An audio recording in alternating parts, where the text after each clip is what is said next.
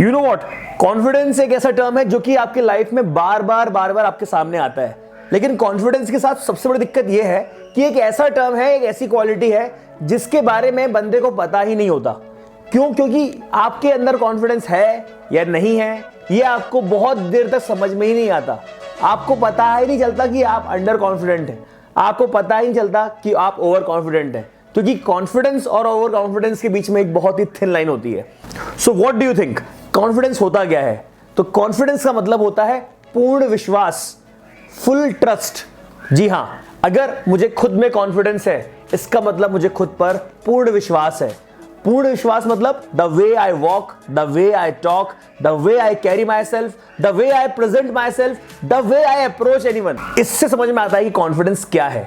तो दोस्तों, आज के इस छोटे से वीडियो में कॉन्फिडेंस की बात करेंगे and I will make sure कि आपको इस वीडियो को देखने के बाद बहुत फायदा होगा, क्योंकि कॉन्फिडेंस एक ऐसी चीज है जो अगर आपकी लाइफ में एड अप हो जाए तो आपकी लाइफ बहुत ही ज्यादा सुंदर और बहुत ही ज्यादा आसान हो जाती है। दोस्तों, आपने देखा होगा जब आप किसी अपने अच्छे दोस्त से बात करते हैं तो बहुत ही सहज हो जाते हैं, बहुत ही कंफर्टेबल हो जाते हैं और बहुत ही आसानी से अपने दिल की हर बात उस इंसान से कर लेते हैं, क्योंकि आपके अंदर एक विश्वास होता है खुद पर भी और अपने दोस्त पर भी कि आपकी बातों को कोई जज नहीं करेगा और आप खुले दिल से उससे बात कर सकते हैं। यही कॉन्फिडेंस आपका तब होना चाहिए आपके सामने 100 लोग हों, 5000 लोग हों, 10,000 लोग हों। अगर आप उतनी सहजता से, उतनी सिंप्लिसिटी से अपनी बात उन तक पहुंचा पाते हैं तो उसको कहते हैं confidence. You know what, there are many psychologists जो कि आपके वॉक करने के ढंग से समझ जाते हैं कि आपके अंदर कॉन्फिडेंस है कि नहीं। आप किस तरह के कपड़े पहनते हैं इससे आपका कॉन्फिडेंस झलकता है। आप किस तरह से किसी से अपनी बात कह रहे हैं वो एक साइकोलॉजिस्ट बहुत आराम से जज कर लेता है कि इस बंदे या इस बंदी के अंदर कॉन्फिडेंस है या नहीं।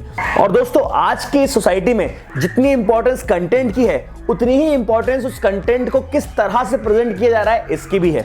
तो इसका मतलब यह है कि आपके अंदर कॉन्फिडेंस होना बहुत जरूरी है ताकि आप अपने कंटेंट को प्रेजेंट कर पाओ। तो इसका मतलब आपको यह समझना बहुत जरूरी है कि कॉन्फिडेंस का लाइफ में इनहेरिटेंस बहुत जरूरी है।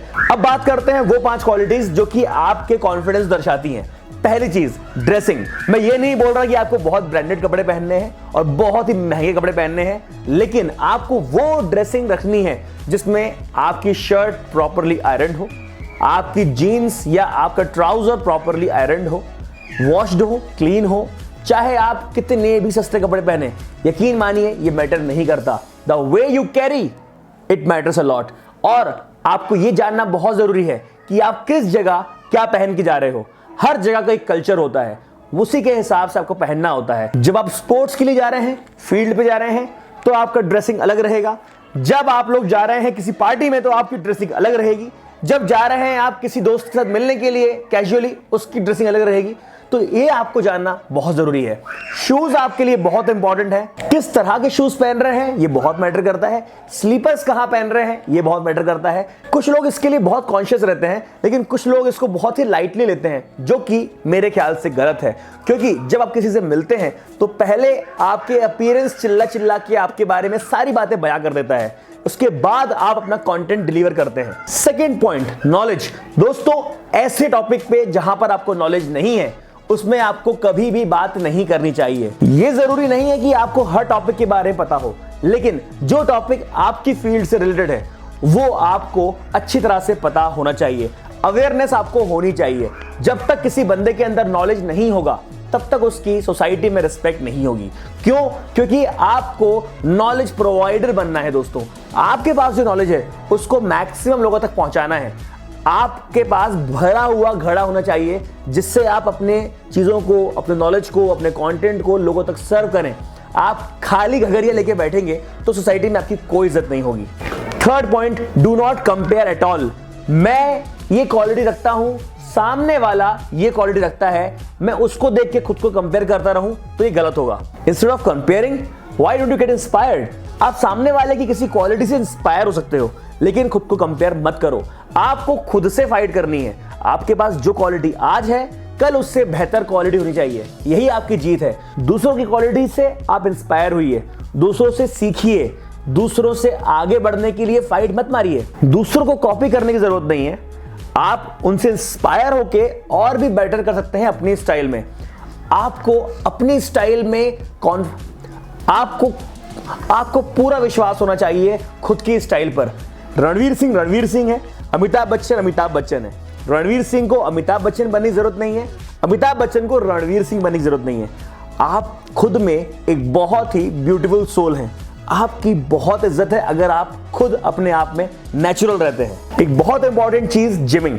दोस्तों वैसे तो ये बॉडी बिल्डिंग को और ये मसल बिल्डिंग को इंटेलेक्चुअल लेवल से अलग रखा जाता है, लेकिन मेरा पर्सनली मानना यह है कि अगर आप जिमिंग कर रहे हैं, नॉट जिमिंग मींस फिटनेस पे काम कर रहे हैं, अगर आप रनिंग कर रहे हैं, कोई स्पोर्ट्स खेल रहे हैं, तो आपकी बॉडी लैंग्वेज थोड़ी बदल जाती है। बहुत पॉजिटिव वाइब्स आपके पास से आती हैं। लोगों से जब आप बात करते हैं, लोगों के सामने आते हैं, तो बहुत ही इंटरेस्टिंग वे में आपको वो देखते हैं। तो दोस्तों मुझे लगता है कि फिजिकली फिट होना बहुत जरूरी है। आप जिमिंग करो या दौड़ो या वॉक करो या घर पे एक्सरसाइज करो या कोई भी स्पोर्ट्स खेलो, मेरे ख्याल से बहुत बड़ा एडिशन ये बनाता है आपकी पर्सनैलिटी में। अगर आप इससे एग्री नहीं करते तो please do comment and let me no.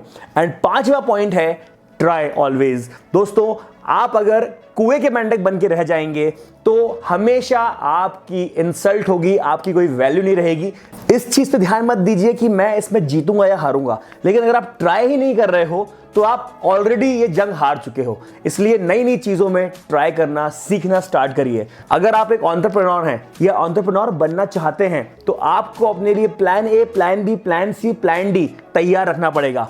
और अगर आप जॉब करना चाहते हैं तो प्लान ABCD से काम नहीं चलेगा। आपके पास कम से कम 6 प्लान्स होने चाहिए या 7 प्लान्स होने चाहिए, और उसके लिए सबसे जरूरी है स्किल्स। डिग्री मैटर नहीं करती दोस्त, मैटर करते हैं स्किल्स। तो आज की इस सोसाइटी में स्किल्स की बहुत इंपॉर्टेंस है।